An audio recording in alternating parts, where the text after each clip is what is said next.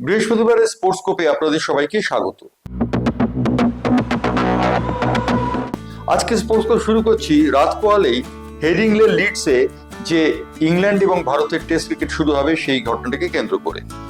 আগামীকাল সকালবেলা যখন আপনাদের ঘুম ভাঙবে তখন দেখতে পাবেন যে অনেকখানি বল গড়িয়ে গেছে হেডিংলে লিডসে, কারণ ভারত এবং ইংল্যান্ডের প্রথম টেস্ট শুরু হচ্ছে এবং ভারতের ক্রিকেটের নতুন অধ্যায় শুরু হচ্ছে।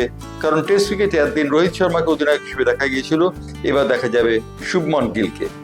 আজকে হেডিংলে লিডসে যে খবর পাওয়া গিয়েছে তাতে ভারতীয় দল এখনো পর্যন্ত চূড়ান্ত হয়নি, তবে ভারতীয় দলের চূড়ান্ত হওয়ার সম্ভাবনা দেখা দিচ্ছে এইভাবে যে যশস্বী জয়সওয়াল ভারতীয় দলের ইনিংসে গোড়াপত্তন করবেন এবং তার সঙ্গী হবেন কে এল রাহুলকে নেওয়া হচ্ছে এই কারণে, কারণ একজন ডানহাতি বাঁহাতি ব্যাটসম্যানের ফরম্যাটটিকে গ্রহণ করছে ভারতীয় দল এবং 4 নম্বরে বিরাট কোহলির জায়গায় ব্যাট করতে পারেন শুভমন গিল, এমনই খবর পাওয়া যাচ্ছে।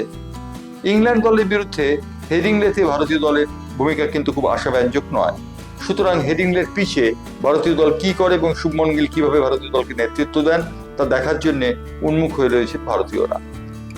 শুধু ভারতীয়রা নয়, গোটা ক্রিকেট বিশ্ব তাকিয়ে রয়েছে এই ম্যাচের দিকে, কারণ এটি হচ্ছে ওয়ার্ল্ড টেস্ট চ্যাম্পিয়নশিপের প্রথম রাউন্ডের ম্যাচ এবং এই প্রথম রাউন্ডের ম্যাচে সাফল্যের উপর নির্ভর করবে ওয়ার্ল্ড টেস্ট চ্যাম্পিয়নশিপের ভাগ্য, যা আগামী বছর অনুষ্ঠিত হবে চূড়ান্ত পর্বে।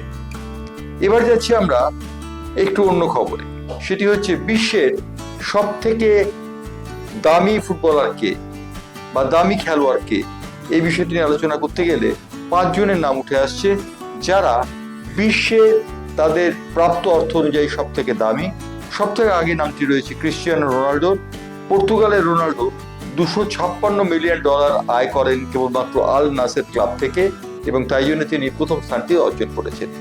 দ্বিতীয় স্থানে আছেন একজন বাস্কেটবল খেলোয়াড়, তিনি নাম হচ্ছে স্টিফেন কারি, তিনি $100 মিলিয়ন আয় করেন। তৃতীয় নামটি কিন্তু একজন বক্সার হিসেবে রয়েছে টাইসন ফারে এবং তিনি বক্সার হিসেবে যে অর্থ উপার্জন করেন সেই অর্থটি হচ্ছে বিশ্বের তৃতীয় সেরা। বিশ্বের চতুর্থ সেরা রয়েছেন একজন বক্সার নয়, একজন মুষ্টিযোদ্ধা, তার নাম হচ্ছে টেড প্রেসকট। এই প্রেসকট যে আয় করেন তা নিঃসন্দেহে ঈর্ষণীয়। পঞ্চম নামটি রয়েছে লিওনেল মেসি 5ম স্থানে চলে গেছেন অর্জিত অর্থের ভিত্তিতে। তিনি মায়ামি কাছ থেকে যে অর্থ পান সেই অর্থ দিয়েই তার মোটামুটিভাবে 5ম স্থানটি অর্জিত হয়েছে, সুতরাং 5ম স্থানে রয়েছেন মেসি। অর্থাৎ প্রথম স্থানে রয়েছেন রোনাল্ডো, দ্বিতীয় স্থানে রয়েছেন তিনি হচ্ছেন কারি, তৃতীয় স্থানে রয়েছেন ফারি এবং চতুর্থ স্থানে রয়েছেন প্রেসকট এবং 5ম স্থানে রয়েছেন মেসি। এই হচ্ছে বিশ্বের প্রথম 5 খেলোয়াড়। এবারে আসছি খেলার একটু অন্য খবরে। সেই খবরটি হচ্ছে নীতিশ রানা, যিনি আইপিএলে রীতিমতো সাড়া জাগিয়েছিলেন এবং একটা সময় কলকাতা নাইট রাইডার্সের নেতৃত্ব করেছেন, সেই নীতিশ রানার জোড়া সন্তান হয়েছে। সেই জোড়া সন্তান হওয়ার জন্য তাকে অভিনন্দন জানিয়েছেন পীযূষ চাওলা এবং রমনদীপ সিং। অভিনন্দন জানিয়ে তারা বলেছেন নীতিশ রানার এই জোড়া সন্তান ভবিষ্যতে বাবার মতোই ক্রিকেট খেলবে তারা আশা করে। এবার ফুটবলের অন্য একটি খবর, সেই খবরটি হচ্ছে পেলে সংক্রান্ত খবর। পেলে নেইমারকে বলেছিলেন 18 বছর বয়সে নেইমার যে ফুটবল খেলছেন তা নাকি মেসির থেকেও ভালো। মারাদোনা সেই সম্পর্কে উক্তিটি শুনে বলেছিলেন, এর থেকে স্টুপিড উক্তি তিনি জীবনে কোনোদিন শোনেননি।